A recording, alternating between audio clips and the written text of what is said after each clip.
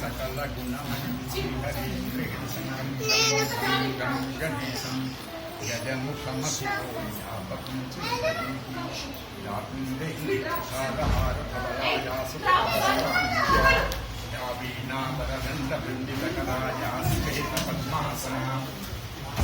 బ్రహ్మాచ్యుత శంకర ప్రకృతి దేవై సదా పూజిత सा मां पातु सरस्वती भगवती निःशेषजाड्यापः ह्रीङ्कारासनगर्भितानलशिखां सौक्लीं कलां बिभ्रतीं सौवर्णाम्बरधारिणीं वरसुधाधौतां त्रिनेत्रोज्ज्वलां वन्दे पुस्तकपाशमङ्कुशधरां भूषितामुज्ज्वलां त्वां गौरीं त्रिपुरां పరాత్పరకళాం శ్రీచక్ర సంచారిణీ శ్రీమంజూషిక భక్తరక్షణ కళా శ్రీచుంచు ఆనందవల్లీ మంజు ప్రసవం చిద్గగన ప్రాళేయాం సున్ మోక్షలక్ష్మీ మాణిక్య వినూత్న మేఘల కటాక్షీభూత నిహారరుక్ శ్రీమంతం వై పొల్చు వెల్గునొకడే సేవింతు విశ్వేశ్వరా కైలాసాచల సనువాసము వృషస్కంధాగ్ర సంస్థాయి తత్ప్రాళేయాచల కన్యకా కుచతటీ పర్యంక నిద్రాగతంబు ఆలోలాగ్ర జటాటవీ ఘటిత నాకౌక సహిత్కంబు దేహాలంకారికానము వెలుంగచ్చింతు విశ్వేశ్వరా. ఈరోజు ఆషాఢమాసంలో తెరవారం సాయం సమయం, చాలా విశిష్టమైనటువంటి సమయంలో మరి అనుకునే చేశారు, అనుకోకుండా చేశారు. ఇవాళ ఇక్కడ ఈ సత్సంగ సమావేశం ఏర్పాటు చేసుకోవడం అనేది చాలా మంచి పని చేశారు. జన్మకల్లా శివరాత్రి అన్నట్టు ఇవాళ జరుపుకోవటం చాలా గొప్ప విషయం. ఈ సంకల్పం దాదాపు ఒక 4 సంవత్సరాల క్రితమే అందరికీ తెలిసిన గురువర్యులు అని చెప్పాలి. అక్కడైతే గొప్పగారు ఆయన దగ్గరికి చెప్పాలి, ఆయన అంగీకరించారు. మనకు అందరికీ గురు తుల్యులు. ఈనాడు ఆంధ్రదేశంలోనే కాకుండా భారతదేశం అంతటా ఇతర దేశాలలోనూ మన హిందూ ధర్మం, హిందూ సంస్కృతి యొక్క గొప్పదనాన్ని చెబుతూ దానిని నిలబెడుతున్నటువంటి వాళ్ళు చాలామంది, ఎందరో మహానుభావులు అందరికీ ఎందరో ఉన్నారు. ఆ వాళ్ళలో అగ్రేశ్వరుడుగా చెప్పాలి సామవేదం, షణ్ముఖ శర్మ గారు. సామవేదం అంటే వేదానాం సామవేదోస్మి అని భగవద్గీతలో చెప్పబడుతుంది. వేదములలో నేను సామవేదమునై ఉన్నాను అని భగవంతుడు శ్రీకృష్ణ పరమాత్మ స్వయంగా భగవద్గీతలలో చెప్తాడు. షణ్ముఖుడు అంటే సుబ్రహ్మణ్య స్వామి, బ్రహ్మజ్ఞానానికి ఆయన పరమేశ్వరునికి ఉపదేశం చేయగలిగినటువంటి స్థితి అది. ఆ సుబ్రహ్మణ్య స్వామి షణ్ముఖుడు, ఆయన ఈశ్వర వరప్రసాద్. అది వినాయకుడినైతే మళ్ళీ అమ్మవారు తయారు చేసి ప్రాణధారణ చేసి చేస్తుంది. అది అలాగా శివతేజో విరాజితుడు షణ్ముఖుడు అంటే పరమశివ స్వరూపమే. అంతేకాదా మరి ఇటు శివుడు ఇటు విష్ణువు ఇరువురు ఒక్కటైనటువంటిది సామవేదం షణ్ముఖ శర్మ. శర్మ అంటే శుభములను కలిగించేవాడు, శుభములను కలిగించేవాడిని శర్మ అంటారు. శర్మ అనే పదానికి అర్థం ఏంటంటే శుభములను కలిగించేవాడు అని అర్థం. అందుచేత ఆ శుభములను ఇస్తారు ఆయన. ఆయన ఒక పేరు చెప్పుకుంటే చాలు, ఒక్కసారి ఆయన పేరు స్మరిస్తే చాలు, శుభము కలుగుతుంది. మనం అదేగా తెల్లవారేసిన గురించి కోరేది, మంచి చెడు కూడా శుభం కావాలి అనుకుంటాం. ఆయన్ని స్మరిస్తే ఒకసారి శుభం. దాదాపు 3 సంవత్సరాల క్రితం వారి నాట్యాన్ని ఈ సమావేశాలను ఏర్పాటు చేసి దీన్ని ఒక త్రాటికి తీసుకురావాలి. ఎందుకు అసలు ఇంతమంది కలిసి చేయడం ఎందుకు? ఎవరింట్లో వాళ్ళు చేసుకుంటున్నాగా, ప్రతిరోజు చేసుకుంటున్నాం ఎవరింట్లో వాళ్ళం. ఇంతమంది ఏకీభవించి చెయ్యడం ఎందుకు అంటే ఇందులో ఎక్కువ శక్తి ఉత్పన్నమవుతుంది. సూర్య కిరణములు అక్కడి నుంచి పరమశివ స్వరూపం సూర్య భగవాను నుంచి భూమి మీద పడుతున్నాడు. అందరం పెడుతున్నాం. ఆ సూర్యరశ్మి సోకుతోంది మన అందరి శరీరములకు. అదే ఒక భూతద్దం పెట్టారనుకోండి, పెడితే ఏమవుతుందంటే కొన్ని వేల కిరణములు ఒక చోట కేంద్రీకరింపబడతాయి. మంచి భూతద్దం పెడితే ఆ చేతి మీద పాయింట్లు అక్కడ ఆ కాంతి అంతా ఏకీభవించి ఒక్క చోట పడుతుంది. చెయ్యాలకు అట్లేం కాలుతుంది. దూది పెడితే పొగ వచ్చి నిప్పు బయలుదేరుతుంది. ప్రత్యక్షంగా మీరు చూడొచ్చు. ఒక కాగితం మీద పెట్టి భూతద్దాన్ని అడ్డం గనక పెట్టినట్లయితే నల్లగా మారుతుంది, తర్వాత పొగొస్తుంది. ఇంకా అలాగే కాన్సన్ట్రేషన్గా కదలకుండా ఉంచామనుకో అగ్ని బయలుదేరుతుంది. శక్తి ఉత్పన్నమైంది. మరి విడిగా అలా కాలిపోతుందా? అలా కాలిపోతే వీధిలోకి వెళ్ళగలమా? సూర్యరశ్మికి అలాగే ఇళ్లలోకి కూడా ప్రసరిస్తుంది సూర్యరశ్మి వచ్చి కాంతి కిరణం. అంతే కదా. మరి ఏమీ కాదు మనకి. ఒక్క చోట కేంద్రీకరించేసరికే శక్తి ఉత్పన్నమవుతుంది. ఇంతమందిని కలిసి ఇక్కడ ఒక్కసారి ఆ శ్రీ మహావిష్ణువును పరమేశ్వరుని అనుకోండి, మీ ఇష్టం. ఈశ్వరుడైనా అంతే, విష్ణువైనా అంతే. అందుకనే ఆయన్ని సమన్వయ సరస్వతి అని పిలిచారు. సమన్వయం చేసి విష్ణువైనా శివుడైనా ఒక్కటే సుమా. వినుడతడు సదా నిధిధ్యాసితవ్యుండు, మంతవ్యుడాతండు శ్రోతవ్యుడాతండు, జన్మస్థితి ధ్వంసనంబుల్ తిరోభావ మోక్షంబులున్, కృత్యముల్గాగ ఆతండు లోకంబులన్ బట్టి పాలార్చు రుద్రుండు, విశ్వాధికుండంచు ఆమ్నాయ సంఘాతమామ్రేడిత ప్రక్రియం, లూయమయ్యాతనింజెప్పు సత్యంబు నిత్యంబు శుద్ధంబు బుద్ధంబనంతంబు శాంతంబు కూటస్థమాత్మ ప్రతిష్టంబఖండంబు దిగ్దేశకాల వ్యవచ్ఛేదనీయంబు బ్రహ్మంబు తత్వమున్ వేద వేదాంత విద్యా మహావాక్య మీమాంసహంసుల్ విచారింతురధ్యాత్మయోగంబునన్. మహానుభావులైనటువంటి మహర్షులు వాళ్ళు ఆలోచించి ఆ మహానందాన్ని అనుభవించి మనకందరికీ పంచిపెట్టాలని కృషి చేశారు. అస్త్యుత్తరస్యాం దిశి దేవతాత్మ హిమాలయో నామ నగాధిరాజ, పూర్వాపరౌ వారినిధి విగాహ్య స్థిత పృథివ్యా ఇవ మానదండ అని కాళిదాసు కుమార సంభవంలో మొట్టమొదటి శ్లోకం ఇది. అస్త్యుత్తరస్యాం దిశి అని. ఈ భారతదేశం చాలా విశేషమైనటువంటి వాళ్ళు ఇలా అయింది. భరతుడన్న రాజు పాలించడం చేత భారతదేశం ఒక్క మాటలో. అంతేకాదు ఇక్కడ అసలు గొప్ప విశేషం మొత్తం భూమండలానికి అంతటికీ ఆయుపట్టు భారతదేశం. ఇక్కడ ఏం జరిగిందంటే మానవ సృష్టి అన్ని చోట్ల జరిగింది. భూమండలం అంతటా పుట్టుకొచ్చారు, మనం కాదనలేదు. ఇక్కడ జరిగింది మనం ఆటవికుల నుంచి లేకపోతే ఏదో కోతుల నుంచి వాళ్ళు ఇంగ్లీషు వాళ్ళు చెప్పినట్లు అలా వచ్చిన వాళ్ళం కాదు. ఇక్కడ ఏమైందంటే ఈ భౌగోళిక స్వరూపమే చిత్రం. ఒకవైపు అరేబియా సముద్రం, ఒకవైపు బంగాళాఖాతం. దక్షిణ దిశగా వెళ్ళి కన్యాకుమారి వెళ్ళారంటే హిందూ మహాసముద్రం, చుట్టూ సముద్రమే. ఇటు ఉత్తర దిశగా వెళ్ళిపోతే మనకి హిమాలయ పర్వతములు, మంచు కొండలు, నీరు చుట్టూరా.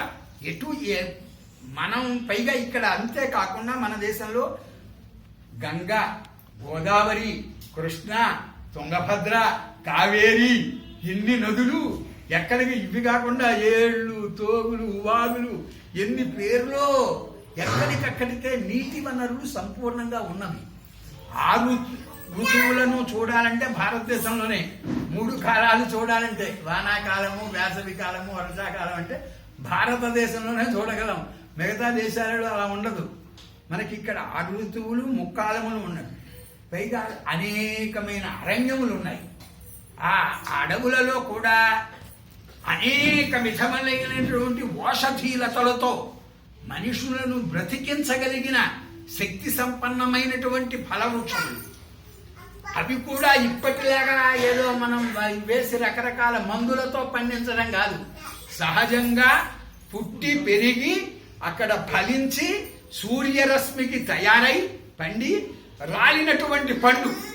ఆ పళ్ళు 4 పళ్ళు తిని ఇన్ని సెలయేటి నీళ్లు త్రాగితే కృష్ణానదిలో గంగా నది జలమో ఆకలి దప్పుకలతో పని లేదు. మనం ఎవరం పొట్ట చేత పట్టుకుని విదేశాలు వెళ్లి ఉద్యోగాలు చేసుకుని తిప్పలు పడవలసిన బాధ ఇక్కడ భారతీయులకు కాదు. ఇతర దేశస్తులు ఇక్కడికి రావాలి. వాళ్ళు వచ్చి ఇక్కడ అలా వచ్చారు. దాంతో ఏం చేశారు? ఇక్కడి వాళ్ళు స్త్రీలైనా పురుషులైనా ఒక్కో పని ఉండాలిగా. పుట్టిన తర్వాత ఏదో పని, తెల్లవారిన తర్వాత రాత్రి వరుండబోయే వరకు వృత్తి ధర్మములు. ఒకడు అందరి కొరకు పనిచేశాడు, అందరూ ఒక్కడి కొరకు పనిచేశారు. ఒక్కడు నేను ఖాళీగా కూర్చోడం ఏంటి, మీకేం కావాలి మీకేం కావాలి మీకేం కావాలి, మీకు అందరికి కుండలు కావాలా, ఆ కుండలు నేను తయారు చేస్తాను అని దిగిపోయాడు వాడు. ఇలాగా ఎవరికి వాళ్ళు ఒక్కొక్క పనిని సంకల్పించుకొని అందరికీ పనికొచ్చే పని. బట్ట లేక బాధపడుతున్నారా మీరు? ఆ భూర్జపత్రములు, నారచీరలు ఇవన్నీ కట్టుకుని అవస్థపడడం. అవి చుట్టుకున్నారు, హాయిగా అవి చుట్టుకుని కాలక్షేపం చేసేశారు. అయినా ఎందుకు చలికి బాధ లేకుండా ఉండడానికి మీకు మా మంచి వస్త్రం నేర్చుతాను నేను అని ఒకడు దిగాడు. ఒకడు ఏం చేశాడు? నేను చదువు చెప్తాను చక్కగా అని ఒకడు దిగాడు. చక్కగా చూపుడు వేలు ఎలా నడుచుకోవాలి, తెల్లాల పుట్టిన తర్వాత ఒక మంచి సమయాన్ని నిర్ణయించాలి, ఓ మంచి పని చెయ్యాలి, మంచి చదువు చదవాలి అంటే దారి చూపేవాడు ఒకడు కావాలి. వీడు ఒకడు వచ్చాడు. ఇలా వెళ్ళండి, ఇలా వెళ్తే దగ్గరండి, ఈ చెరువులోకి వెళ్ళి స్నానం చేయండి, ఆ దేవుడికి నమస్కరించండి, ఈ శ్రీరామనవమి సీతారాముల కళ్యాణం చెయ్యండి, శివరాత్రి వచ్చింది, పార్వతీ కళ్యాణం, శివపార్వతుల కళ్యాణం జరుపుకోండి అని దారి చూపించేవాడు. వీడు పని అంతే. ఇక్కడ వీడు క్షత్రియుడు, రాజు, బాగా బలంగా ఉండేవాడు, శక్తివంతంగా ఉండేవాడు.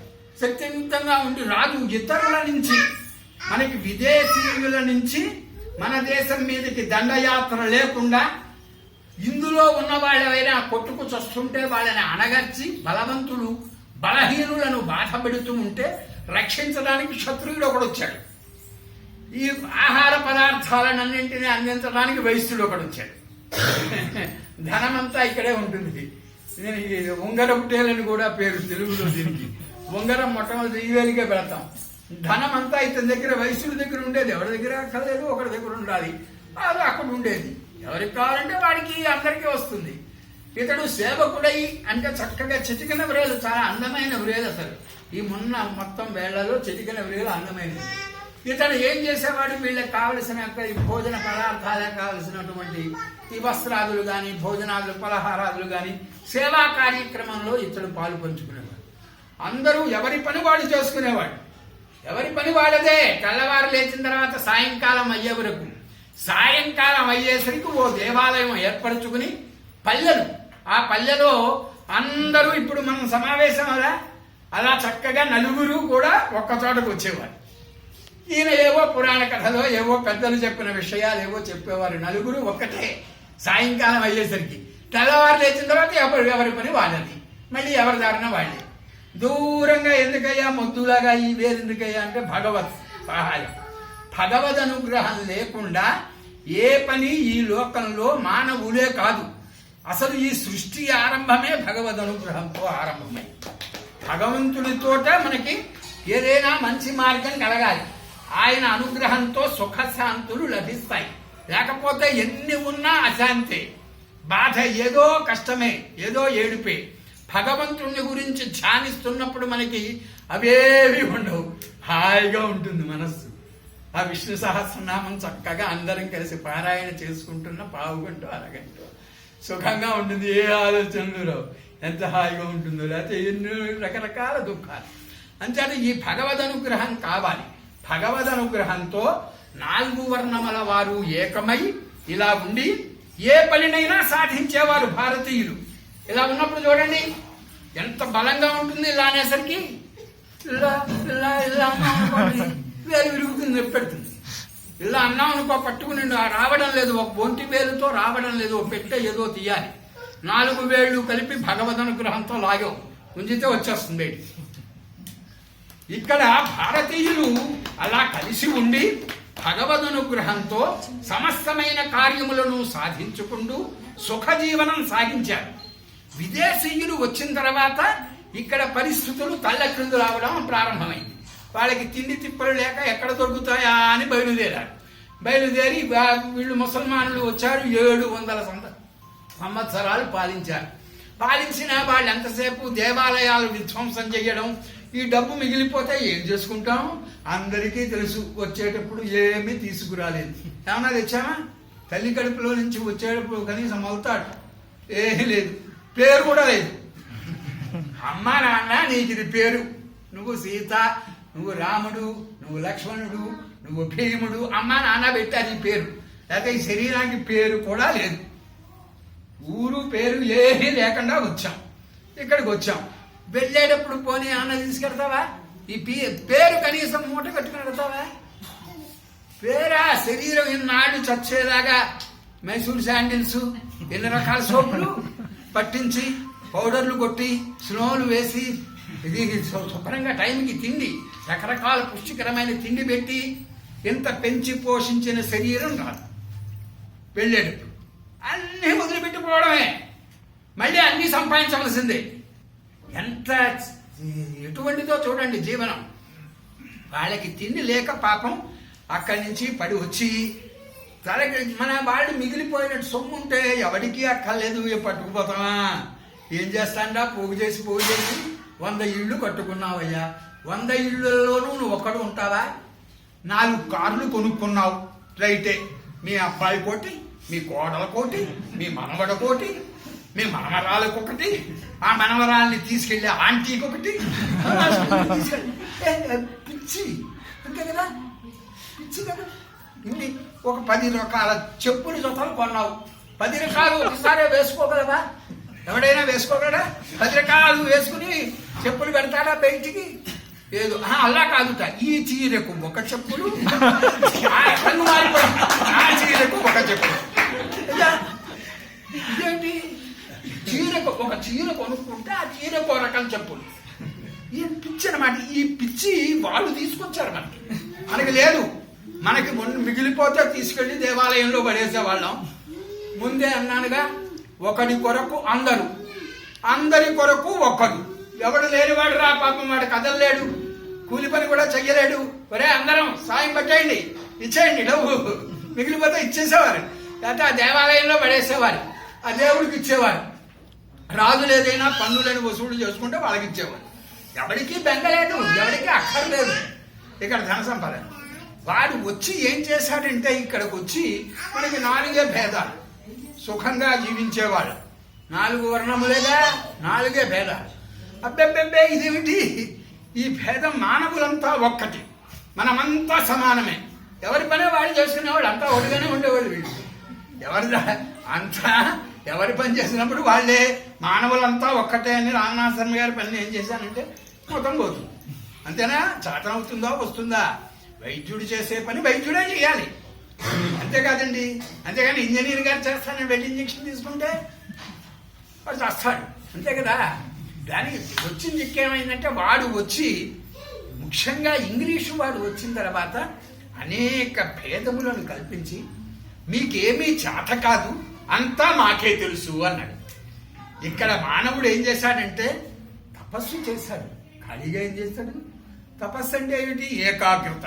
ఒకదాని యందే. అసలు ఎవరు ఆమె, నేను ఎవరిని, ఎక్కడి నుంచి వచ్చాను, పుట్టని క్రితం ఉన్నానా లేదా, ఉంటే ఎలా ఉన్నాను, ఎక్కడ ఉన్నాను, ఎందుకున్నాను, చచ్చిపోయిన తర్వాత ఉంటానా, ఉంటే ఎలా ఉంటాను, ఏం చేస్తూ ఉంటాను, ఎందుకు ఉంటాను, ఎంతకాలం ఉంటాను, మళ్ళీ వచ్చి సరిగ్గా ఈ తల్లిదండ్రులకి ఇక్కడే పుట్టుకొస్తానా, లేకపోతే ఈ ఇంట్లోనే పుడతానా, లేకపోతే ఇంత సంపాదించింది అంతా వదిలేసేసి పోవడమేనా, గాలిలో నుంచి వచ్చి గాలిలో కలిసిపోతున్నానా?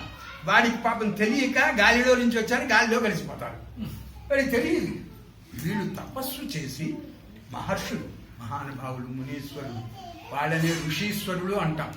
ఋషులు వాళ్ళు మిక్కిలి సమర్థులు ఋషులు అంటే. అందుకే మన గురువు గారు ఏం పెట్టారు? ఋషిపీఠము.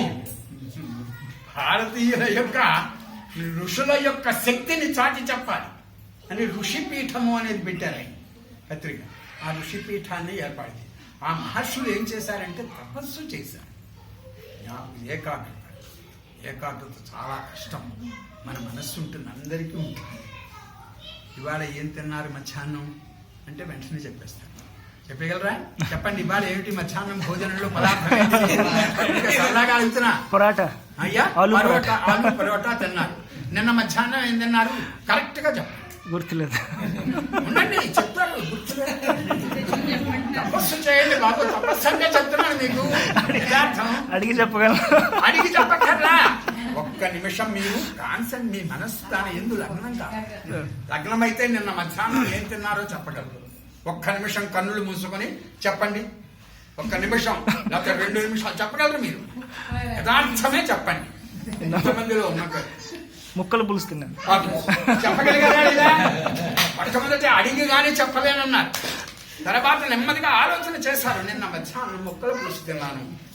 మొన్న ఏం తిన్నానంటే కళ్ళు మూసుకు మీరు ఏకాగ్రతగా కదలకుండా ఒక 10 నిమిషాలు ఆలోచిస్తే మొన్న మధ్యాహ్నం ఏం తిన్నారో చెప్పగలరు. తపస్సు అంటే అంతే.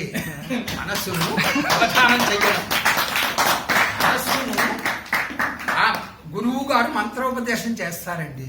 గురువు ఆధారం. భగవంతుడు కనిపించడు. నిన్న చెప్పాను కదా, నిత్యుండు శుద్ధుండు బుద్ధుండు, ఆయన అన్ని అన్ని అన్ని ఆయనే. అథ పురుషోహవై అకామయత, అథ పురుషోహవై నారాయణో అకామయత, ప్రజాసృజేయేతి నారాయణాద్ బ్రహ్మా ప్రాణో జాయతే, మనస్సర్వేంద్రియాణి చ ఖం వాయుర్జ్యోతిరాపః పృథివీ విశ్వస్య ధారిణి, నారాయణాద్ బ్రహ్మా జాయతే, నారాయణాత్ విష్ణో జాయతే, నారాయణాత్ ఇంద్రో జాయతే, నారాయణాత్ ప్రజాపతయః ప్రజాయంతే, నారాయణాత్ ద్వాదశాదిత్యా రుద్రావసవః సర్వాణి చ ఛందాగుంసి నారాయణాదేవ సముత్పద్యంతే, నారాయణే ప్రవర్తంతే, నారాయణే ప్రలీయంతే.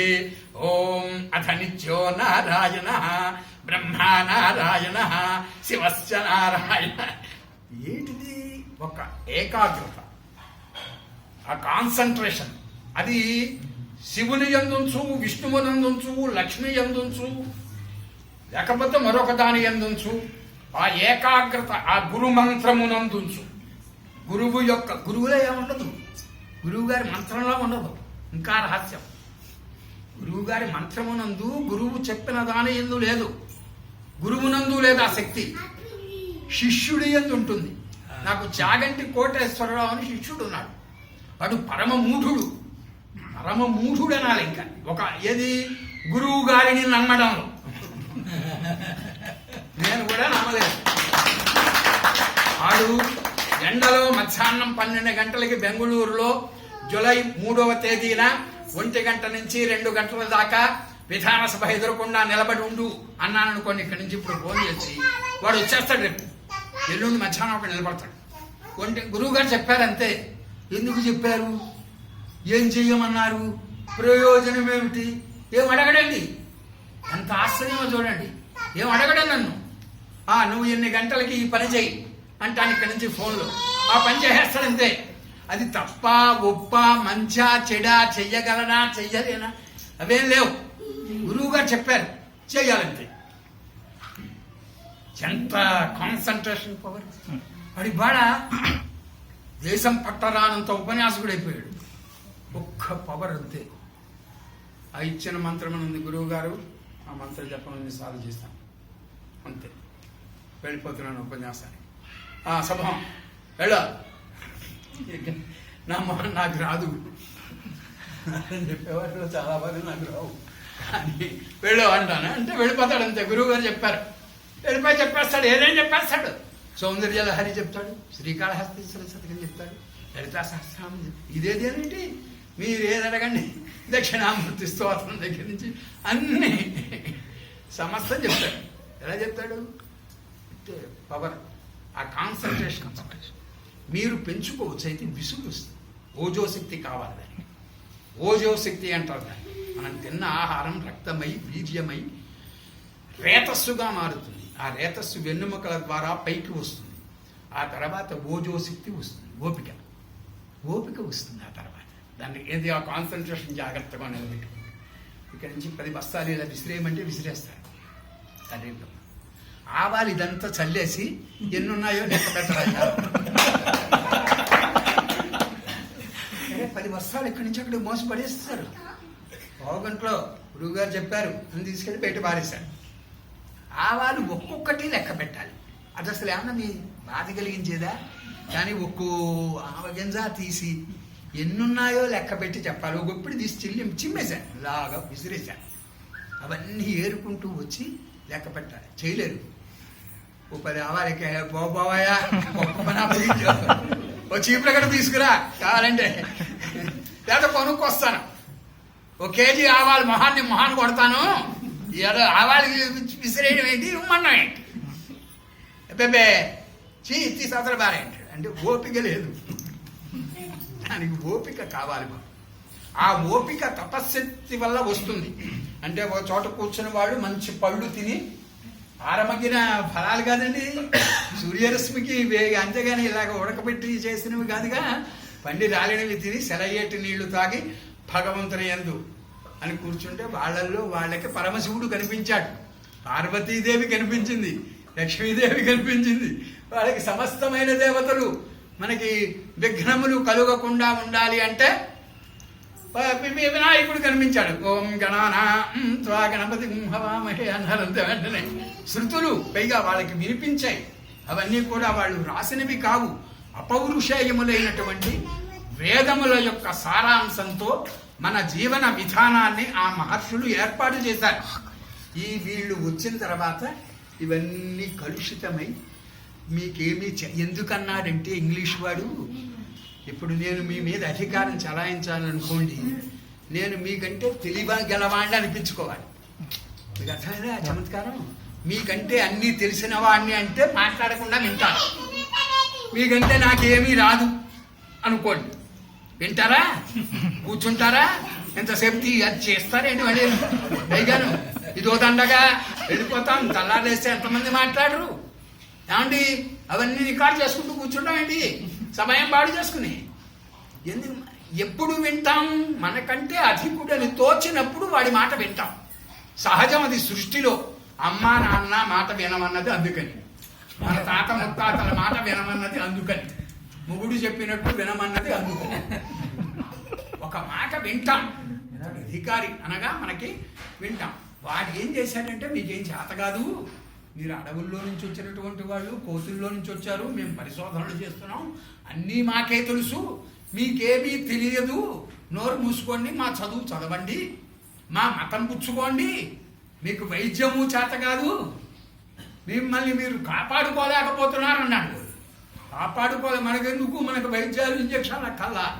మనం కూర్చొని ఓం నమః సవిత్రే జగదేక చక్షుషే జగత్ ప్రసూతి స్థితి నాథహేతవే త్రయీమయాయ త్రిగుణాత్మకారిణే విరించి నారాయణ శంకరాత్మనే ఓం తతో యుద్ధ పరిశ్రాంతం సమరే చింతయా స్థితం రావణం చాగ్రతో దృష్ట్వా యుద్ధాయ సముపస్థితం దైవతైశ్చ సమాగమ్య ద్రష్టుమభ్యాగతోరణం ఉపాగమ్య బ్రవీద్రాం అగస్త్యో భగవాన్ ఋషి. అగస్త్య మహర్షుల వారు భగవత్ స్వరూపుడైనటువంటి ఋషి. ఆయన ఆదిత్య హృదయాన్ని ఇచ్చాడు. రే చదువుకోండి, ఆ సమస్తమైనటువంటి జ్వరాలు ఎగిరిపోతాయి. పోయా యథార్థంగా. వీళ్ళకి ఆ విశ్వాసం పోయింది, ఆ నమ్మకం పోయింది, ఆ పారాయణల యందు విశ్వాసం లేదు. ఆ నమ్మకంతో ఆ విశ్వాసంతో గనక చేసుకున్నట్లయితే ఫలిస్తాయి. ఇంత ససమ ఆ ఫలితాలన్నింటినీ మనకి చెప్పారు. ముఖ్యంగా అందుకొరకు, అందరి కొరకు, లోక కళ్యాణం కొరకు దీన్ని చెయ్యాలి అని 6 మాసాల క్రితం శర్మగారు ఋషిపీఠంలో ప్రకటించి ఒక సంకల్పాన్ని ఇచ్చారు. సంకల్పాన్ని ఇచ్చి అన్ని చోట్ల చెయ్యండి, అందరూ చెయ్యండి, వీళ్ళు వాళ్ళని లేదు, అందరం చేసుకోవచ్చు, అందరికీ ఆరోగ్యం కావాలి కాబట్టి ఆదిత్య హృదయం చదవండి అన్నారు. ఆదిత్య హృదయం అని, విష్ణు సహస్రం అని అవి ఆయన పెట్టలేదు, ఓ నియమం ఏం పెట్టలేదు. ఏదైనా చదువుకోండి, మంచి పని అందరం కలిసి చేద్దాం, అందరం కలిసి ఓ మంచి పని చేద్దాం. పుట్టాం, పెరుగుతున్నాం, ఎప్పుడు పోదామో తెలియదు ఎవరికి. పోనీ పుట్టుకొచ్చావయ్యా, బాగానే ఉంది, వెళ్ళే సంగతి ఎవరికైనా తెలుసా? ఘడియల్ రంటికో మూటికో ఘడియకో కాదే నినేడెల్లియో కడనేడాదికు ఎన్నడో ఎరుగము ఈ కాయంబులి భూమిపై పడగానున్నది. అందులో కొంచెం కూడా సందేహం లేదు. పోనీ 100 సంవత్సరాలు సమానుభూతి అన్నారు కదండి, మీరు ఆశీర్వదిస్తూ 100 ఏళ్ళు బతుకుతాను. ఆ తర్వాత పోనీ 150 ఏళ్ళు ఎవడో పతంజలి అని బయలుదేరాక మధ్య ఆయుర్వేద వైద్యుడు రకరకాల ఔషధులన్నీ ఇచ్చేస్తున్నాడండి, ఆ మందులన్నీ మింగేస్తానండి, 150 ఏళ్ళు బతుకుతాం. పోనీ 300 ఏళ్ళు బతుకుతాం. లేదండి నేను ఇంకా అమెరికా పెడతాను, లండన్ పెడతాను, జర్మనీ పెడతాను, జపాన్ పెడతాను, అటువంటి లోకాలన్నీ మొత్తం భూలోకం అంతా చుట్ట పెట్టేసి మందులు తీసుకొచ్చి మింగేస్తాను, 500 ఏళ్ళు బతుకుతాం. ఈ కాజంబులి భూమిపై పడగానున్నది. ఉన్న 4 రోజులు ఆనందంగా సంతోషంగా నలుగురు మంచివాళ్ళు కడగడం చాలా కష్టం. మంచి పుస్తకం దొరికేస్తుంది, బుక్కులు కావాలంటే వెళ్ళి పదాలు కొనుక్కు తెచ్చుకోవచ్చు. ఓ మంచి వ్యక్తిని మొహం మీద రాసి ఉండదు, వీడు గుడ్ పర్సన్, వీడు బ్యాడ్ అని రాసేస్తాడు. ఎక్కడైనా మొహం మీద రాసేస్తే పోనీ ఆ బ్యాడ్ అన్న వాళ్ళని దూరంగా పెట్టేస్తాం, ఈ గుడ్ అన్న వాళ్ళని పట్టుకుంటాం, గొడవలేదు మనం. వాడు భగవంతుడు అలా మొహం మీద రాయడు. మీ ప్రవర్తన చేత, మీ స్వభావం చేత ఓహో ఇతడు సత్పురుషుడు అని గ్రహించాలి మనం. అయితే మొహం మీద రాసి ఉండదు కదండి, వచ్చి నీకు విభూతి పెట్టుకున్నా సరే, మనం కుంకుమ పెట్టుకున్నా అలా పెట్టుకుని దుర్మార్గులు లేరా? అంటే కాషాయ వస్త్రాలు వేసుకుని విభూతి బొట్లు పెట్టుకుని గొడవలంటే రుద్రాక్షమాలు వేసుకుని దుర్మార్గాలు హత్యలు చేస్తున్న వాళ్ళు లేరండి. అంచేత ఇది కాదు, లోపల అంతరంలో ఉండాలి, సహృదయత ఉండాలి. అది చాలా కష్టం. అలా ఉండడం చాలా మంచిది. అయ్యా చాలా మంచి పని చేస్తున్నారు. సమయం 10 నిమిషాలు అనుకునేది 20 నిమిషాల దాకా భాగ్యం చేశాను. నేను 10 నిమిషాలు ఎక్స్ట్రా వచ్చేసాను. 10 నిమిషాలు ముగిద్దాం అనుకుని, ముఖ్యంగా ప్రత్యేకంగా నేను వచ్చినటువంటి ప్రధానమైనటువంటి కారణం ఏమిటంటే సత్సంగత్వే నిస్సంగత్వం, నిస్సంగత్వే నిర్మోహత్వం, నిర్మోహత్వే నిశ్చలతత్వం, జీవన్ముక్తి. చివరికి బ్రతుకుండగానే మోక్షం అంటే ఏడో తెలుస్తుంది. చచ్చిన తర్వాత ఎప్పుడో కాదు, బ్రతుకుండగానే మనకి తెలుస్తుంది విముక్తి, మోక్షం అనేది తెలుస్తుంది. ఆనందంగా జీవితం పెడుతుంది. సజ్జనులతో కలిసి మనం పని చేస్తూ ఉంటే చాలా బాగుంది. మంచి పని చేస్తున్నారు. ప్రతి నెల వారం చేస్తున్నారు. మేము కాకినాడలో ప్రారంభించాము, చేస్తున్నాం. ఉన్నాయి, అన్ని చోట్ల ఉన్నాయిగా సత్సంగం అనేటువంటిది. ఇందులో ఎంతమంది ఉన్నా ఎలా ఉన్నా పర్వాలేదు. నెలకొకసారి భగవంతుడు మనకు ఆయుర్దాయం ఇచ్చాడు. ఏమో మనకేం తెలుసు, రేపా ఎల్లుండో చెప్పాడు కాడు. ఓరనో అడవినో ఉదక మధ్యముననో ఎప్పుడో ఏ వేళ ఏ క్షణంబో ఎవరికి తెలుసు. ప్రస్తుత రోజులు అందులో వీధిలోకి వెళ్ళాక మళ్ళీ ఇంటికి వచ్చేదాకా నమ్మకం లేదు. అంత భయంకరంగా మారిపోయింది. అభివృద్ధి కాదు, మనిషి పెడితే తిరిగి వచ్చేదాకా నమ్మకం లేని పరిస్థితి అయిపోయిందండి మనకి. కార్లు రైళ్లు సుఖంగా పెడుతున్నాం అనుకుంటున్నాడు. నడిచి వెళ్ళడం చాలా మేలు, ఆరోగ్యాన్ని పెంచుతుంది. ఆరోగ్యాన్ని మీకు మంచి ఆయుర్దాయాన్ని ఇస్తుంది నడక. ఏ డాక్టర్ దగ్గరికి వెళ్ళండి, 1 గంట నడవండి. పెద్ద పెద్ద డాక్టర్లు చెప్తున్నారు. మన పూర్వీకులు ఎంత దూరమైనా నడిచి వెళ్ళేవారు. నిన్న మొన్నటి దాకా నాకు బాగా తెలుసు, 50 ఏళ్ళు, 50 మైళ్ళు 60 మైళ్ళు అంటే అంతే కదండి. విశాఖపట్నం వెళ్ళడానికి ఏముంది, పొద్దున బయలుదేరితే సాయంకాలం వెళ్ళిపోతాం, సాయంకాలం బయలుదేరితే పొద్దునకు వచ్చేస్తాం రోజు అనేవాళ్ళు. ఎంత తేలిగ్గా విశాఖపట్నం మనం లేచి ఇట్లంతా కాస్త ఈ పచారీ చేద్దామంటే పిక్కలు నెప్పేస్తారు. కాదుట నడకకి వెళ్ళడానికి ఒక కారు, ఒక ఆయన ఒక స్కూటర్ ఏర్పాటు చేసుకున్నాడు. కొంత దూరం కారులో వెళ్ళి అక్కడి నుంచి స్కూటర్ మీద వెళ్ళి పెద్ద ఉద్యానవనంలో ఈయన నడిచి మళ్ళీ స్కూటర్ ఎక్కి ఆ కారు ఎక్కి ఇంటికి వస్తాడు. నాకు అసలు ఇదేంటయ్యా అన్నాను నేను. ఇదేంటయ్యా నువ్వు అంటే ఇక్కడి నుంచి అక్కడ దాకానండి డస్ట్ ఉంటుందండి రోడ్డు మీద, అదంతా మంచిది కాదండి, అనారోగ్యం. అందుకని కారులో వెళ్ళిపోతాను. కారులో అక్కడికి వెళ్ళిపోయి ఉద్యానవనంలో తిరిగేసి ఈ డస్ట్ అంతా ఎవరు సృష్టించుకున్నాడు, వెలుగు సృష్టించుకున్నావు, ఇది సృష్టించేసుకుని ఇదంతా డస్ట్ అని మళ్ళీ వెళ్ళి కారులో వెళ్ళి నడిచి మళ్ళీ కారులో ఇంటికి వస్తాడు. ఎంత తెలివితేటలో చూడండి. అసలు నడిచేవాడు హాయిగా. ఎంత దూరమైన కాశీ దాకా నడిచేయారు. ఏమండి, కాశీ దాకా నడిచి వెళ్ళారు. అందుకని మనం ఆ ప్రాచీనమైనటువంటి అలాని పురాణమిచ్చేవన సాధు సర్వం నచాపి కావ్యం నవమిత్యవద్యం కాళిదాసు చెప్పింది. ప్రాచీనమైనదంతా గొప్పదనకు, ఈ ఆధునికమైనదంతా గొప్పదనకు. రెండూ జాగ్రత్తగా మేళనం చేసుకుంటూ జాగ్రత్తగా ప్రాచీనతను వదలకు. మన పెద్దల మాటలు ఎప్పుడూ కాదనకు. పెద్దలను గౌరవించవలసిందే, ఆ ప్రాచీనమైన పద్ధతిని అనుసరించవలసిందే. కనీసం ఒక్కసారి వారానికి ప్రతి శుక్రవారం నాడు పసుపు మొహానికి రాచుకుంటే, పసుపు రాస్తే ఎంత మంచిది. ఇంటి గుమ్మాలే లేవనుకోండి, ఇప్పుడు గొడవే లేదు, పసుపు రాయమన్నారు. ఇంతే కదా, వేదం చెప్పిన మాట, మన సొంతమేం కాదు. ఆ పసుపు రాచుకుంటే ఆరోగ్యం, గడ్డాలు మీసాలు రాకుండా ఉంటాయి ఆడవాళ్ళకి ముఖ్యంగా. ఇంత పసుపు రోజు పసుపు కొమ్ము అరగతీసి రాచేసుకునేవారు. 4 రోజులు వచ్చేది మా అమ్మగారికి పసుపు కొమ్ము. ముద్ద పసుపు కొమ్మని ఇంత ఉండేది. ఆవిడ రోజు స్నానానికి వెళ్ళేటప్పుడు ఈ ముద్ద పసుపు కొమ్ము పట్టుకెళ్ళి అది అరగ తీసుకుని మొహానికి రాచుకుని మళ్ళీ ఆ పసుపు కొమ్ము తెచ్చుకునేది. ఇప్పుడు ఆ పసుపును మిళితం చేసి ఏదో ఇనప రేకులు పెట్టేసేవాడు.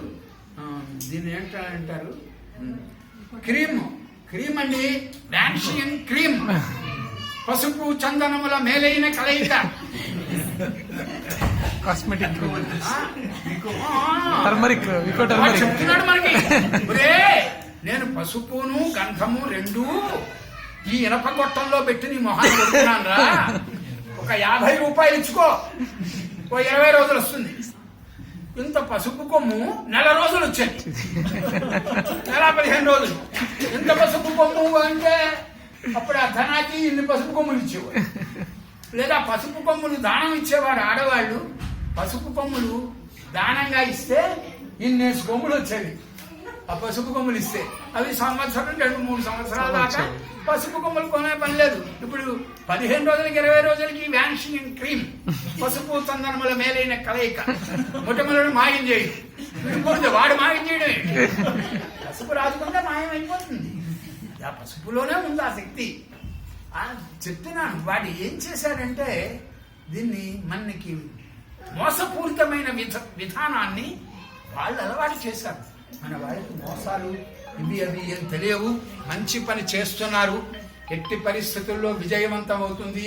నెలకి ఒక్కసారి, వారం రమ్మన్నం దగ్గర మీ పనులన్నీ పాడు చేసుకుని మీ టీవీ సీరియల్స్ అన్ని వదిలేసుకుని వార్తలు చూడటం మానేసి రమ్మన్నంలా ఉద్యోగాలు మానేసేసి నెలకు ఒక్కసారి కలుస్తున్నారు.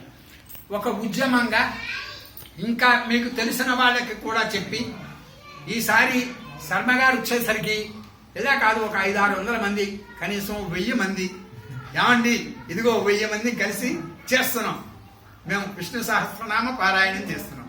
ఆయన ఇది కూడా ఇది మన నమ్మక చమకాలు ఏదైనా సరే చదువుకున్నారు, మంచి మాట. మీలో ఎవరో ఒకరు, అందరూ పండితులు ఎవరో ఒకరు ఉంటారు, ఒరే బాబు మంచి మాట 4 చెప్పు, వాడు చెప్తాడు. నెలకు ఒక్కసారి.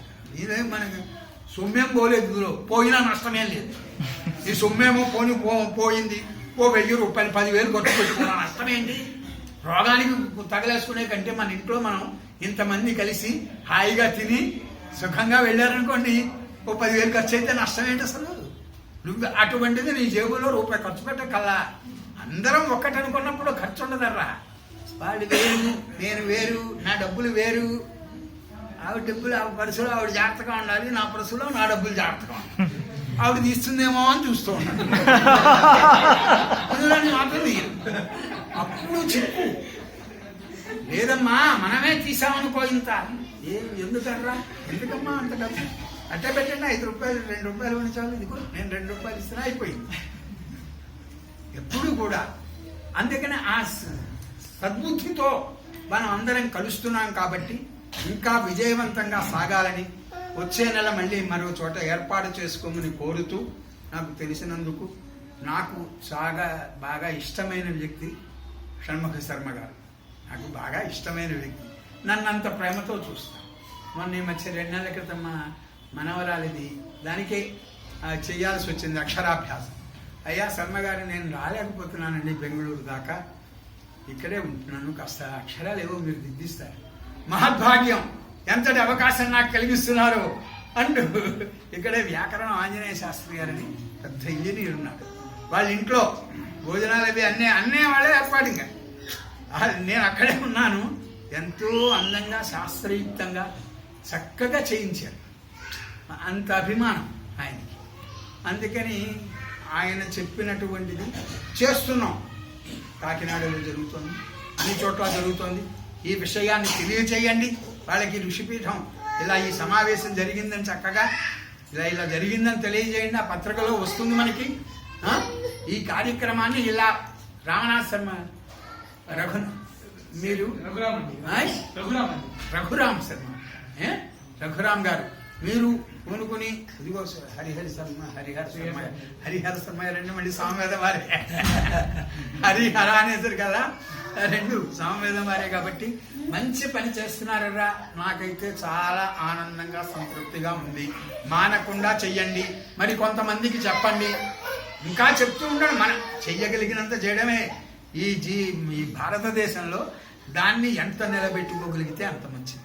నిలబెట్టుకున్న కొద్దీ శాంతి కలుగుతుంది. సుఖం కావాలనేగా ఉద్యోగం చేస్తున్నది, డబ్బులు ఇస్తారనగా జీతం వస్తుందనేగా. అలాగే మనశ్శాంతి కావాలి అంటే మీకేమైనా అనుకున్న పనులు, ఓ పిల్లలు కావాలన్నా, ఇల్లు కావాలన్నా, వాకిలి కావాలన్నా, మంచి పెళ్ళాం కావాలన్నా, విష్ణు సహస్రనామం చదువు చెప్తున్నాడు, అందులో ఉంది.